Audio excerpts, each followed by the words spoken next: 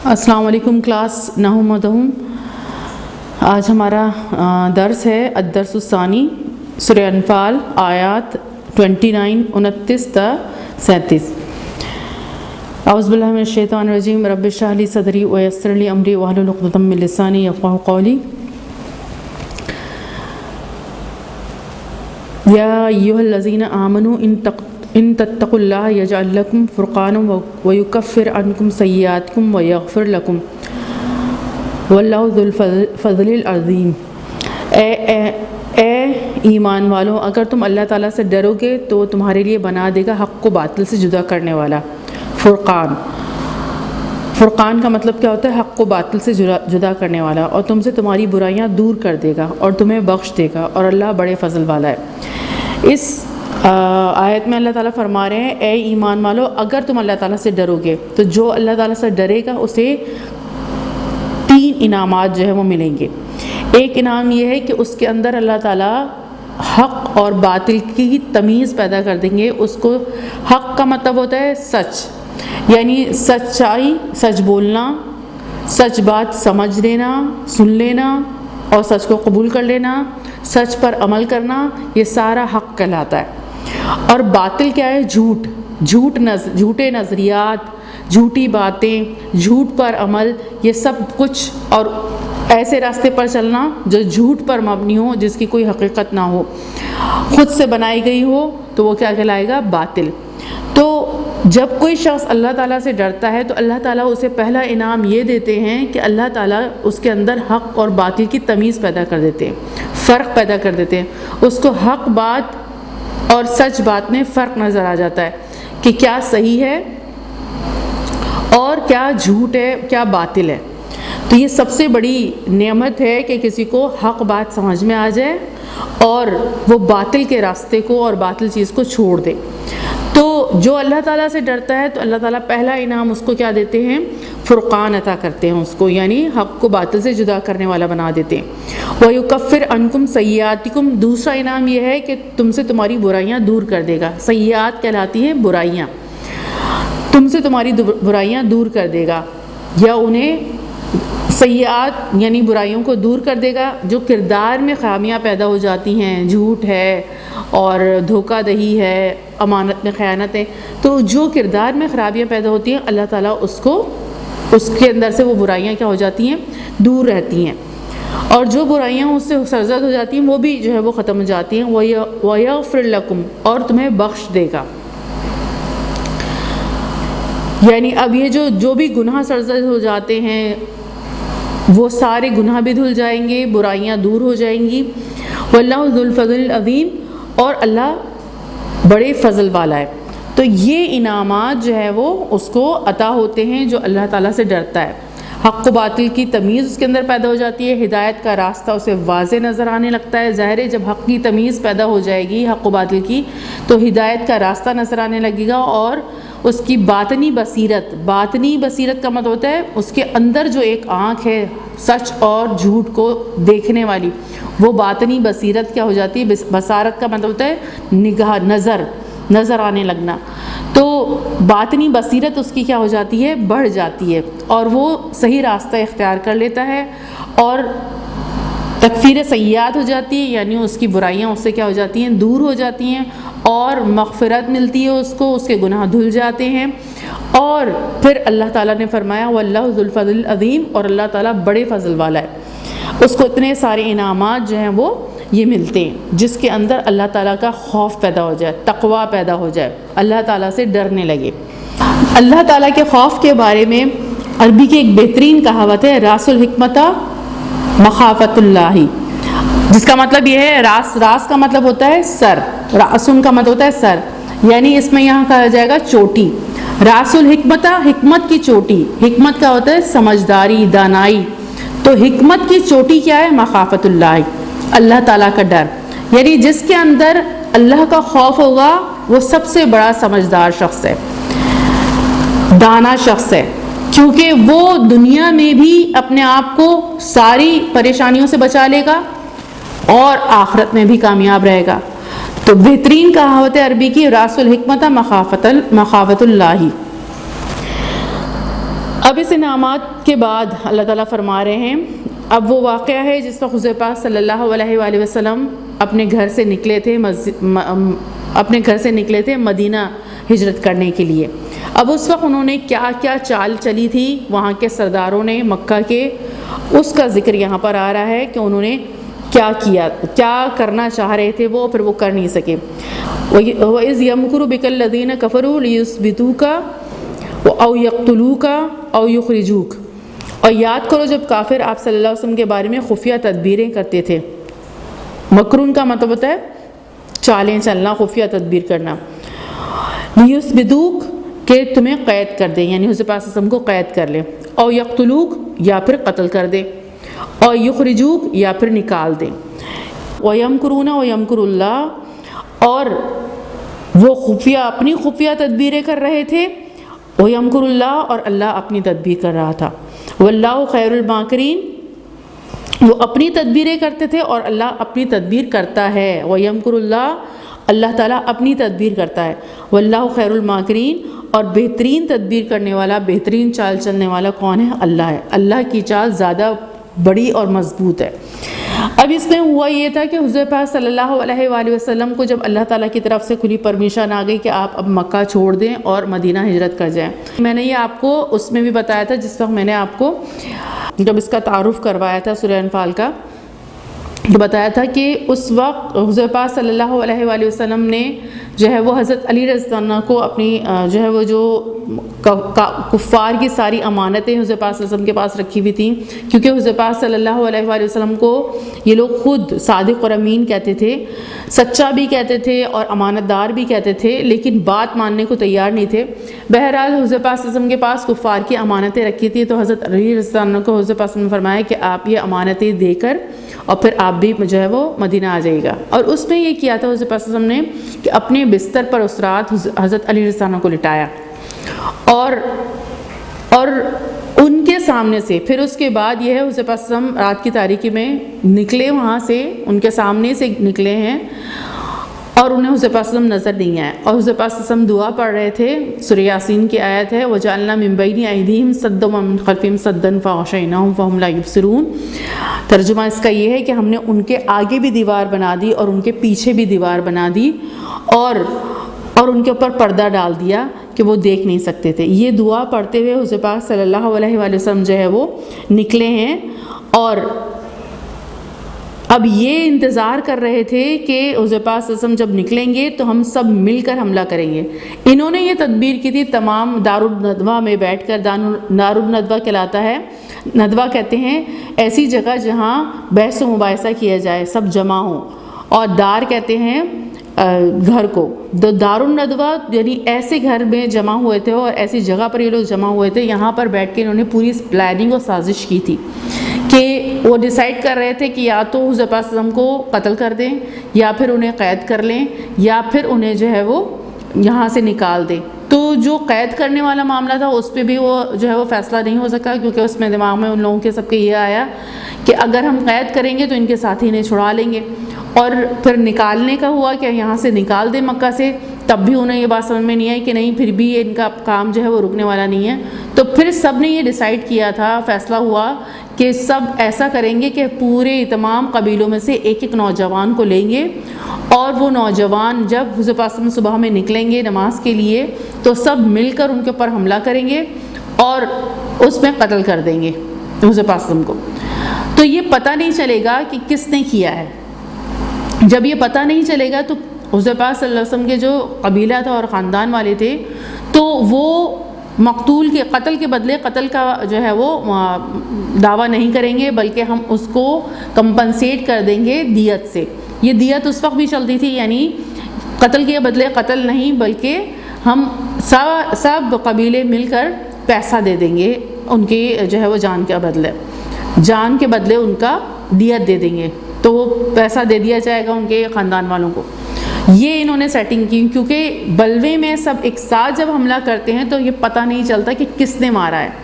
تو جب یہ پتہ ہی نہیں چلے گا کہ کس نے مارا ہے تو وہاں جو ان کے خاندان والے ہیں تو وہ دعویٰ ہی نہیں کر سکیں گے کہ اس بندے کو اس حضور پاک صلی اللہ علیہ وسلم کے بدلے جو ہے وہ قتل کیا جائے۔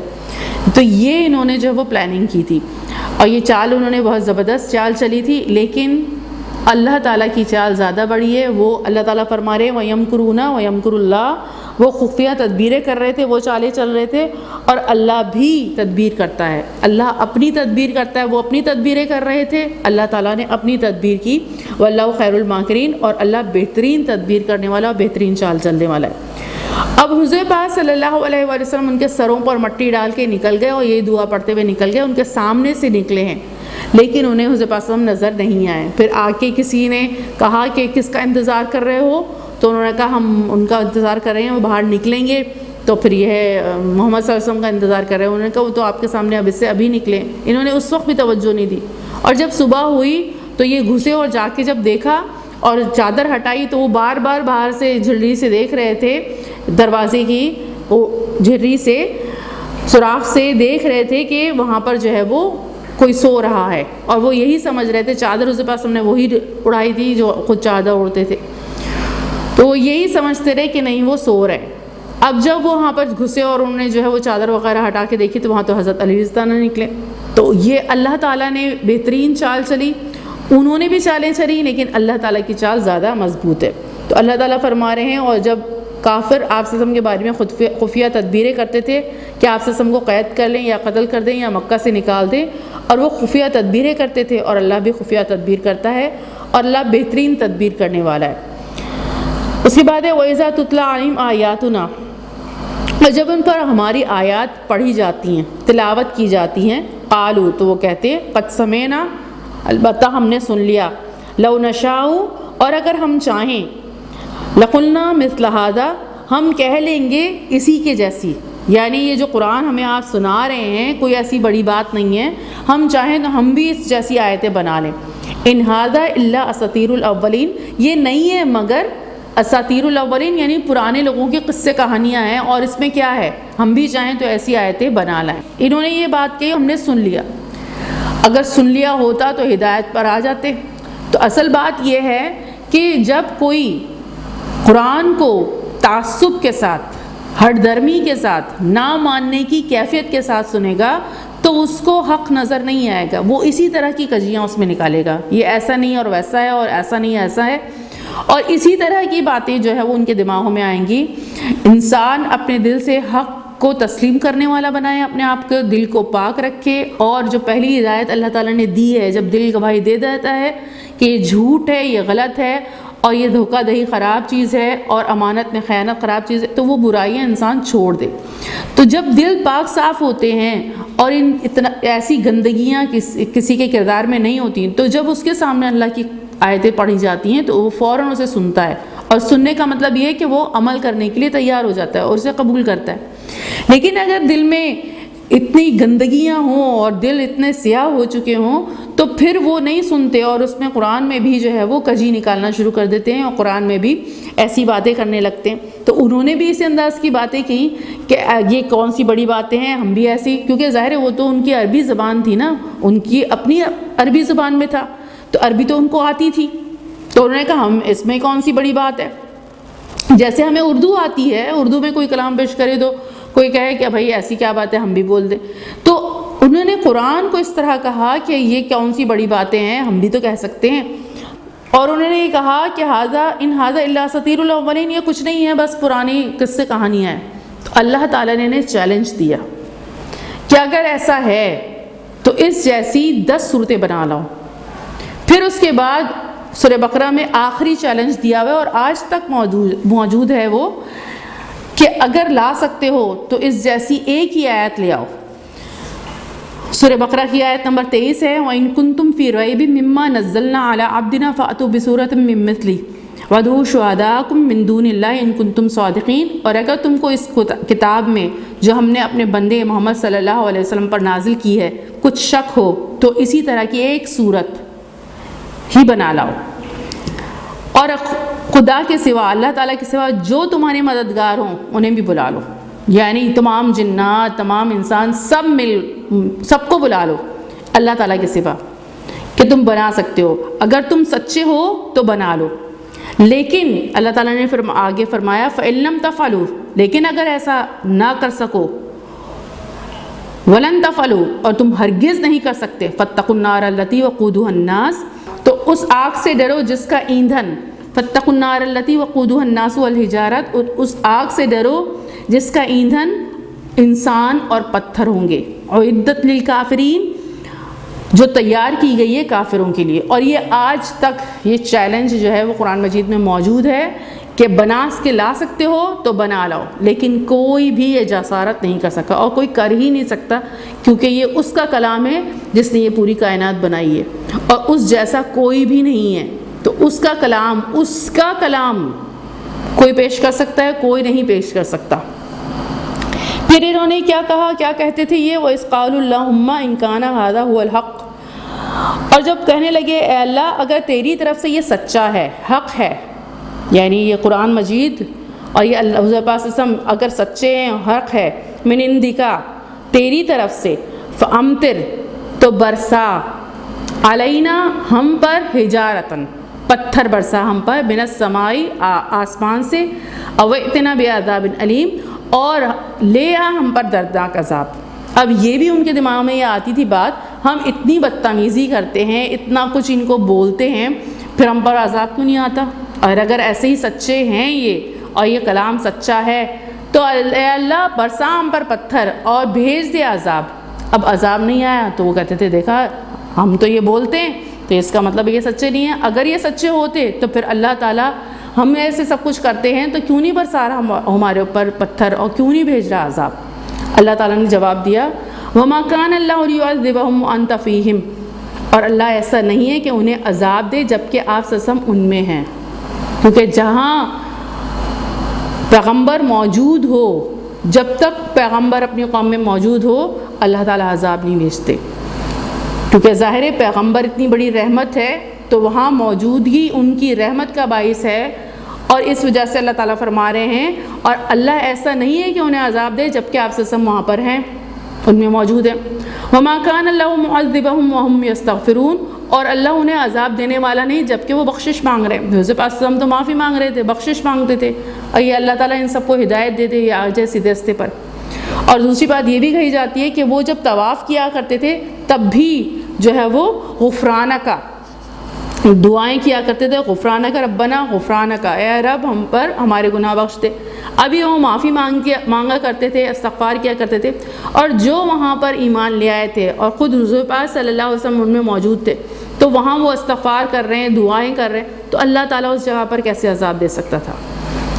وَمَا لَهُمْ أَلَّا يُعَذِّبَهُمُ اللَّهُ وَهُمْ يَصُدُّونَ عَنِ الْمَسْجِدِ الْحَرَامِ وَمَا كَانُوا أَوْلِيَاءَهُ وَمَا لَهُمْ، اور ان میں کیا ہے اللہ يُعَذِّبَهُمُ اللَّهُ کہ اللہ انہیں عذاب نہ دے، مطلب ان میں کوئی بڑی بات نہیں ہے کہ اللہ تعالیٰ جو ہے وہ انہیں عذاب نہیں دے سکتا، اللہ تعالیٰ عذاب دے سکتے ہیں.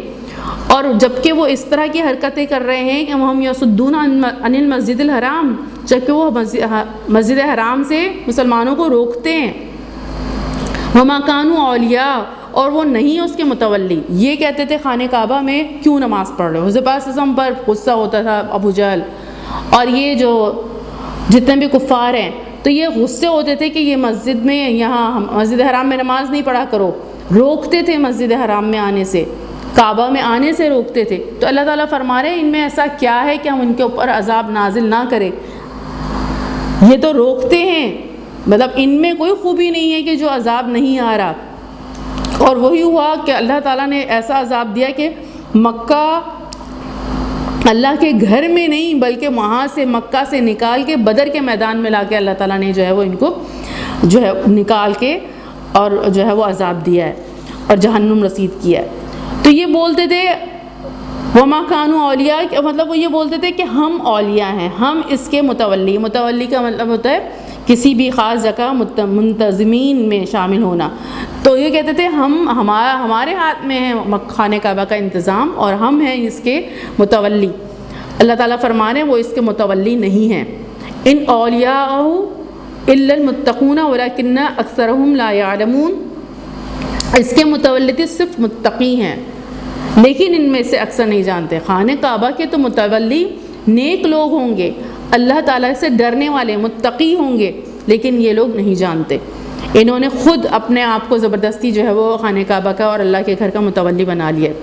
وما کان صلاتہم عند البیت، اور خانہ کعبہ کے نزدیک ان کی نماز نہ تھی، الا مکان، سیٹیاں بجانا، و تصدیہ، اور تالیاں پیٹنا. یعنی یہ لوگ جو ہے وہ خانہ کعبہ کا جو طواف کیا کرتے تھے اور وہاں پر جو عبادتیں کیا کرتے تھے تو سیٹیاں بجا کے کیا کرتے تھے، تالیاں پیٹ پیٹ کے کیا کرتے تھے. یہ کون سا جو ہے وہ دین ہے اور کون سے اللہ تعالیٰ نے یہ تمام چیزیں سکھائی ہیں؟ یہ اس انداز سے جو ہے وہ نماز پڑھا کرتے تھے اور عبادتیں کیا کرتے تھے. فذوقوا العذاب بما کنتم تکفرون، پس عذاب چکھو اس کے بدلے جو تم کفر کرتے تھے. اب جو بدر کے میدان میں ان کی مار پڑی ہے تو یہ ان کو کہا جا رہا ہے اب پس عذاب چکھو اس کے بدلے جو تم کفر کرتے تھے. ان الذین کفروا ينفقون اموالهم ليصدوا عن سبیل اللہ، بے شک کافر اپنے مال خرچ کرتے ہیں تاکہ وہ روکیں اللہ کے راستے سے. اب یہ سب کچھ جو کر رہے تھے تو ان کا مقصد کیا تھا؟ یہ پیسہ خرچ کر رہے ہیں. یہ ظاہر ہے ابو جہل جو پورا لشکر لے کر آیا ہے تو اب اس میں ان کے پاس جو ہے وہ ٹھیک ٹھاک اس پر پیسہ لگا تھا کیونکہ اسلحہ لے کر آئے ہیں، پھر کھانے پینے کا سامان 900 اونٹ تو لے کر آئے تھے، تو اتنا سارا سامان جو یہ بار لے کر آئے ہیں تو ان کا پیسہ خرچ ہوا ہے. تو اللہ تعالیٰ فرما رہے ہیں بے شک کافر اپنے مال خرچ کرتے ہیں تاکہ وہ روکیں اللہ کے راستے سے. فَسَيُنْفِقُونَهَا، سو اب وہ خرچ کریں گے. ثُمَّ تَكُونُ عَلَيْهِمْ حَسْرَةً، پھر ان پر حسرت ہوگی، یعنی ان کو فائدہ تو کچھ حاصل نہیں ہوا. جنگ بدر میں اتنا پیسہ لگا کر یہاں پر آئے اور انہوں نے جنگ کی تو کیا ہوا؟ ان کو نقصان ہوا. جب مکہ میں خبر پہنچی ہے کہ 70 بڑے بڑے سردار مارے گئے تو کوہرام میں گیا تھا مکہ میں، سب رونا دھونا ہو گیا تھا کہ یہ کیا ہو گیا، یہ تو سوچ رہے تھے کہ ہم ہی جیتیں گے. بے شک کافر اپنے مال خرچ کرتے ہیں تاکہ وہ روکیں اللہ کے راستے سے. سو اب وہ خرچ کریں گے پھر ان پر حسرت ہوگی، اور حسرت ہوئی ان کو کہ ہمارا باسا مال بھی گیا اور ہمارے جو ہے وہ بندے بھی گئے، ہمارے جو ہے وہ بڑے بڑے سردار ہمارے اپنے سگے بھی چلے گئے، جہنم رسید ہوئے. ثم یغلبون، پھر وہ مغلوب ہوں گے. ان کو حسرت بھی ہوگی اور پھر مغلوب بھی ہوں گے. غالب تو کون آئیں گے؟ اللہ اور اللہ کے رسول، اور اللہ کے رسول کے ساتھ ہی غالب آئیں گے. تو قرآن مجید میں اللہ تعالیٰ نے فرمایا ہے لاغلبن انا و رسولی، میں اور میرے رسول ہی غالب آ کر رہیں گے. تو جو اللہ اور اس کے رسول کے آگے اڑ جائے تو وہ جان لے کہ نقصان اسی کا ہی ہوگا. تو اللہ تعالیٰ فرما رہے ہیں سو اب وہ خرچ کریں گے پھر ان پر حسرت ہوگی، پھر وہ مغلوب ہوں گے. والذین کفروا، اور جنہوں نے کفر کیا ہے، الی جہنم یحشرون، تو انہیں سب کو جمع اکٹھا کیا جائے گا جہنم کی طرف. لیمیز اللہ الخبیث من الطیب، اب یہاں پر یہ بتایا جا رہا ہے کہ یہ ساری جو جنگ ہے حق و باطل کی وہ ہوتی کیوں ہے، یہ اللہ تعالیٰ نے یہ سسٹم رکھا کیوں ہے کہ یہ ایک سچ اور جھوٹ کی ایک جنگ رکھی ہے اللہ تعالیٰ نے. اور جب قرآن سنایا جاتا ہے تو اس میں الگ الگ ہونا شروع ہو جاتے ہیں لوگ، اور اس میں پھر کیا ہے کہ آپس میں ان لوگوں کا ایک فساد کھڑا ہو جاتا ہے. تو کیوں یہ اللہ تعالیٰ نے یہاں پر بتایا کہ ایسا ہوتا کیوں ہے، حق و باطل کی جنگ ہوتی کیوں ہے؟ یہ اس لیے ہوتی ہے تاکہ اللہ گندے کو پاک سے جدا کر دے. یعنی جب یہ حق و باطل کی جنگ ہوتی ہے تو ہونے کا مقصد یہ ہے کہ الگ الگ ہو. ابھی تو سب گڑمڑ ہوتے ہیں، سب سمجھ رہے سب اچھے ہیں، لیکن جب اللہ تعالیٰ کا کلام سنایا جاتا ہے یا اللہ کی بات بیچ میں لائی جاتی ہے تو پھر الگ الگ ہونا شروع ہو جاتے ہیں لوگ. پھر اللہ تعالیٰ کیا فرما رہے ہیں؟ وَيَجْعَلَ الْخَبِيثَ بَعْضَهُ عَلَى بَعْضٍ، اور گندے کو پھر اللہ تعالیٰ ایک دوسرے پر رکھے. فَيَرْكُمُهُ، پھر سب کو ایک ڈھیر کر دے. جَمِيعًا، فَيَرْكُمُهُ جَمِيعًا، پھر سب کو ڈھیر کر دے. فَيَجْعَلَهُ فِي جَهَنَّمَ، پھر ایک دم جو ہے وہ ان سب کو جہنم میں ڈال دے. اولئک هم الخاسرون، اور یہی لوگ ہیں خسارہ پانے والے. یعنی یہ سارے گندے لوگ الگ ہو جائیں، پاک و طیب الگ ہو جائیں، یعنی وہ پاک و طیب ظاہر جنت میں جانے والے ہیں، سیدھے رستے والے ہیں، اور جو سارے گندے لوگ ہیں وہ ایک طرف ہو جائیں اور پھر اس کے بعد انہیں ڈھیر لگا کر انہیں جہنم میں پھینک دیا جائے. اولئک هم الخاسرون، اور یہی لوگ خسارہ پانے والے ہیں، یہی لوگ نقصان اٹھانے والے ہیں. انہوں نے دنیا میں بھی نقصان اٹھایا، انہیں کچھ حاصل نہیں ہوا، اتنا پیسہ خرچ کیا، اتنا سب کچھ کیا، لیکن انہیں کچھ حاصل نہیں ہوا. اور آخرت میں بھی یہ خسارہ اٹھانے والے ہیں، انہیں کچھ ملنے والا نہیں ہے. اب اس کے جو ہے وہ کثیر الانتخابی سوالات کے جوابات ہم یہاں سے کر لیتے ہیں۔ پہلا ہے اللہ مومنوں کو ممتاز کر دے گا اور ان کے گناہ مٹا دے گا اور ان کو بخش دے گا اگر وہ اللہ سے بے خوف ہوں گے، توبہ نہ کریں گے، بخشش مانگیں گے یا ڈریں گے۔ تو کیا ہے؟ ڈریں گے۔ اگر اللہ تعالیٰ سے ڈریں گے تو اللہ تعالیٰ مومنوں کو ممتاز کر دے گا، ممیز کر دے گا، الگ کر دے گا اور ان کے گناہ مٹا دے گا اور ان کو بخش دے گا اگر وہ اللہ تعالیٰ سے ڈریں گے۔ دوسرا کیا ہے؟ کافروں نے چال چلی کہ رسول پاک صلی اللہ علیہ وسلم کو کیا کر دیں؟ قید کر دیں، قتل کر دیں، جلاوطن کر دیں یا یہ سب کر دیں۔ انہوں نے ساری چیزیں کی تھی، یعنی قید کرنے کی بھی چال چلی تھی، قتل کرنے کی بھی تھی اور جلاوطن کرنے کی بھی۔ تو اس میں کون سا آئے گا؟ یہ سب کر دیں۔ قرآن مجید کی آیت میں تیسرا ہے، قرآن مجید کی آیت میں کفار نے کہا یہ ہے ہی کیا صرف اگلے لوگوں کی کیا کہا تھا؟ انہوں نے کہانیاں۔ اللہ عذاب نہیں دیتا جبکہ لوگ، اب اس میں کیا ہے؟ نماز پڑھتے ہوں، زکوٰۃ دیتے ہوں یا اس سے بخشش مانگتے ہوں، جہاد کرتے ہوں، بخشش مانگتے ہوں۔ جب تک اللہ تعالیٰ سے بخشش مانگی جاتی رہے گی، معافی مانگی جاتی رہے گی تو اللہ تعالیٰ عذاب نہیں دیتے۔ اللہ کسی قوم پر عذاب نہیں کرتا جب تک کہ اللہ کا رسول عذاب کی دعا کرے، اس قوم میں ہو، قتل نہ کر دیا جائے یا کوئی ایذا نہ دی جائے۔ اب اس میں بات یہ ہے کہ ہم نے بھی پڑھا تھا کہ اللہ تعالیٰ وہاں پر عذاب کیسے دیتا ہے؟ جب کہ آپ اس میں موجود ہیں، یعنی جب قوم میں اللہ کا رسول موجود ہو تو اللہ تعالیٰ عذاب اس جگہ پر، اس قوم پر نہیں بھیجتا۔ کفار اپنا مال خرچ کرتے ہیں تاکہ لوگوں کو اللہ کے راستے سے روکیں، نماز پڑھنے سے روکیں، عبادت کرنے سے روکیں، روزہ رکھنے سے، اللہ کے راستے سے روکیں۔ انہوں نے جو جنگ کی تھی وہ اسی لیے کی تھی کہ یہ اللہ کے راستے سے روکتے تھے، مسجد حرام میں بھی آنے سے روکتے تھے۔ تو یہ اپنے مال خرچ کرتے ہیں تاکہ اللہ کے راستے سے روکیں۔ فرقان کا مطلب کیا ہے؟ حق و باطل کو جدا کر دینے والا، جدا کرنے والا۔ یکفر کا مطلب کیا ہوتا ہے؟ مٹا دیتا ہے۔ سیئات کا مطلب سیئاتن کی واحد ہے سیئاتن، اور سیئات کا مطلب کیا ہے؟ گناہ۔ یمکرو کا مطلب کیا ہے؟ وہ چال چلتا ہے۔ یثبتو کا مطلب کیا ہے؟ وہ قید کریں گے۔ ماکرین کا مطلب کیا ہے؟ خفیہ تدبیر کرنے والا۔ اساطیرن کا واحد ہے اسطورتن، اور اساطیرن کا مطلب کیا ہے؟ کہانیاں۔ حجارتن کا مطلب ہے پتھر، اور حجرن کا مطلب ہوتا ہے ایک پتھر۔ یسدون کا مطلب کیا ہوتا ہے؟ وہ روکتے ہیں۔ سدہ یسدو کا مطلب ہوتا ہے ویسے خود رکنا بھی اور روکنا بھی، اس میں دونوں میننگ آئیں گے، لیکن یہاں پر انہوں نے جو ہے وہ آپ کو وہ روکتے ہیں کہا ہے۔ مقاؤن کا مطلب کیا ہے؟ سیٹیاں بجانا، سیٹیاں۔ اور تصدیاتن کا مطلب کیا ہے؟ تالیاں۔ یرکمو کا مطلب کیا ہے؟ وہ اوپر تلے رکھے، ایک کے اوپر ایک۔ یمیز کا مطلب کیا ہے؟ وہ جدا کر دے گا۔ اب اس کے بعد ہے آپ کی منزل قرآنی عبارات کا ترجمہ کیجیے۔ اب یہ قرآنی آیات کے ترجمے کر لیتے ہیں ہم۔ وَمَا كَانَ اللَّهُ، اور اللہ ایسا نہیں، لِيُعَذِّبَهُمْ، کہ انہیں عذاب دے، وَأَنْتَ فِيهِمْ، کہ آپ ان میں موجود ہیں۔ انت کا مطلب ہوتا ہے آپ فیہم ان میں موجود ہیں۔ وَمَا كَانَ اللَّهُ، اور اللہ تعالیٰ ایسے نہیں ہے، مُعَذِّبَهُمْ، کہ وہ ان کو عذاب میں مبتلا کرے، وَهُمْ يَسْتَغْفِرُونَ، جبکہ وہ استغفار کر رہے ہیں۔ وہم یعنی وہ سب بھی استغفار کر رہے ہوتے۔ میں نے آپ کو کہا تھا کہ جب وہ طواف کے دوران بھی غفرانہ کا پڑھتے تھے، پھر سارے صحابہ جنہوں نے اسلام قبول کر لیا اور اس کے پاس سب مل کر استغفار کر رہے ہیں، تو اس جگہ پر اللہ تعالیٰ کیسے عذاب بھیجتے۔ آگے پھر دوسری آیت جو ہے اس میں ہے ان الذین کفروا، اور وہ لوگ جنہوں نے کفر کیا، ينفقون اموالہم، اپنے مال خرچ کریں گے۔ نفقہ مطلب کیا ہوتا ہے؟ خرچ کرنا۔ ينفقون، اپنے اموال یعنی اپنے مال خرچ کریں گے، لیسدوا، تاکہ روکیں، عن سبیل اللہ، اللہ کے راستے سے۔